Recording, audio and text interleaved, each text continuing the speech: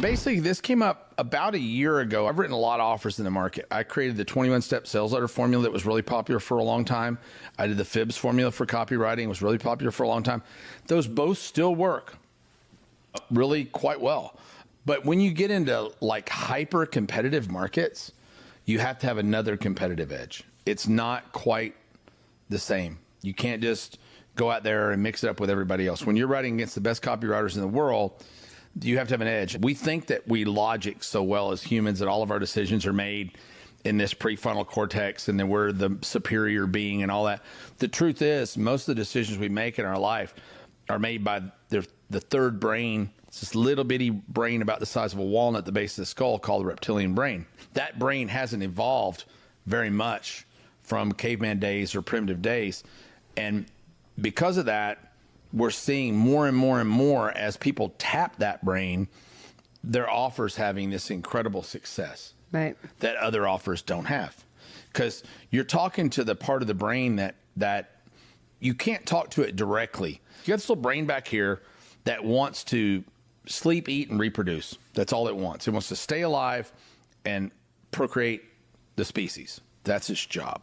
It wants to eat and screw. When you make somebody an offer, you're appealing to one of three brains, either this brain back here that wants everything. Mm-hmm. It's unbridled. It wants everything. It's the reason when people have, a lot of times people have brain injuries, you hear about people have brain injuries that just masturbate all day long. Or they eat until they get really big and fat. Or they all kinds of things. Because they don't have any boundaries.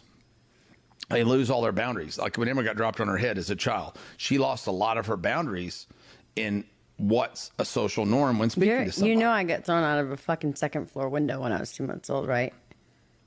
I didn't until just now. Yeah, you're a fucking idiot. You're an asshole. I've definitely told you that story, too. If you weren't so fucking full of yourself, maybe you would have been listening. You got thrown out of a 2-story window when you were a baby? That's how I got adopted. God, explains a lot. So that's part one of selling to the brain. Which brain are you selling to? If you're selling this brain back here, you can have a lot better chance of getting to it. I would say sorry, but Emma would never apologize for anything, no matter what she did. So I'm not going to give her a sorry because that would be a sign of weakness. Just keep going. That would be a sign of weakness in her space. Just go ahead. Just keep on going. But now I'm going to be in his head this entire podcast. Yeah, right. He's going to be completely fucked. So there's a second brain in here which takes up most of the space in your brain, and that's the mammalian brain. So that brain we share that with mammals, right? So it stores memories. It stores behavior. And then in the front of your brain, you have something called the prefrontal cortex. Us and apes are pretty much the only animals that have that.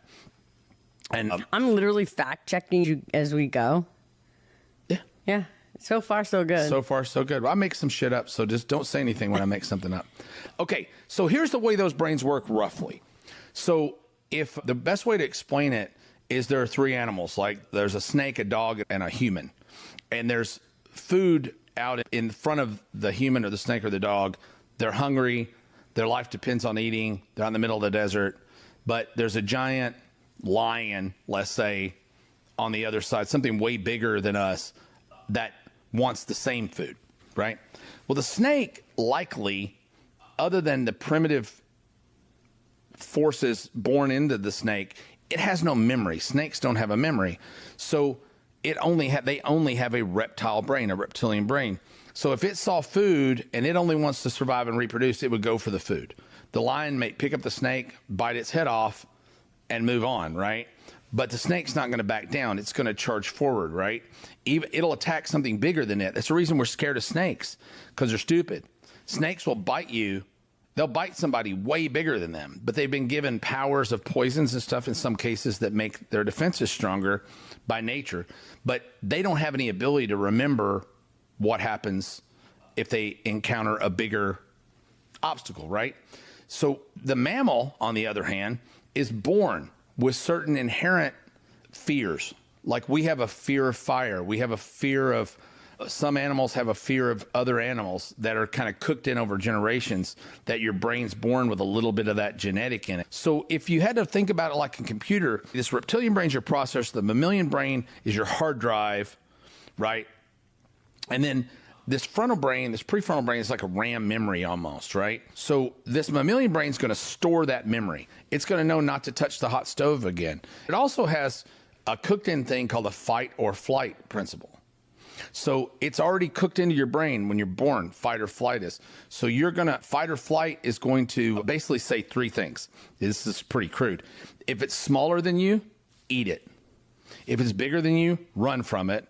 If it's the same size as you and it looks like you, fuck it. You're going to try to it's the reason your dog tries to hump the pillows in your house. No shit. It's really true. So that's the mammalian brain. It's that crude and simple, right?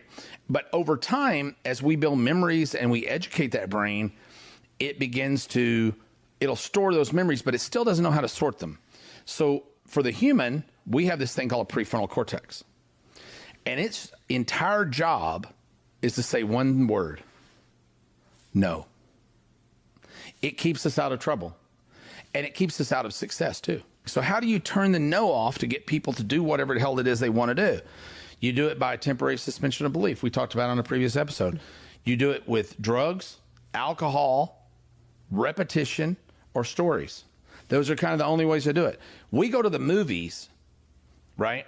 We watch movies to turn our brains off. That's why we do it. We go into fantasy. We read romance novels. Women read romance novels. Men watch porn. Same, right? To get our minds off reality of who we have to sleep with, right? I'm just joking. Just kidding, honey. That's what we do.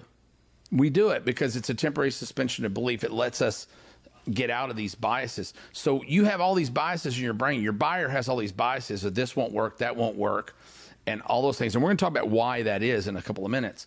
But you have to turn those off if you're ever going to get them to take the action that you want them to make. And you do that by story, copy, repetition, all the things we're going to talk about here in a few minutes. But in order to craft the right story and offer to them, you have to understand why they have the biases that they have. Okay? So the second thing is these stories that you tell and these signals that you send out trigger brain chemicals, right? So there are 4 chemicals. There are more than 4. There's actually 5 or 6. I can't remember. There's 4 that are primarily manipulatable in the brain. There's dopamine, serotonin, oxytocin, and cortisol. And those are the 4 chemicals that your brain floats around in this chemical bath inside your skull. And it reacts differently based on what chemical has been released into the brain.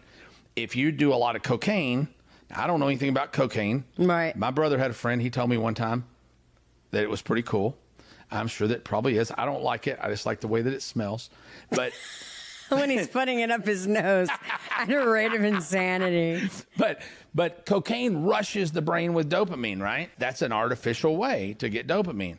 Same is true. Alcohol's a depressant, but it still releases dopamine. It's kind of weird. It releases oxytocin and serotonin at the same time. It's a weird mixture of a poison.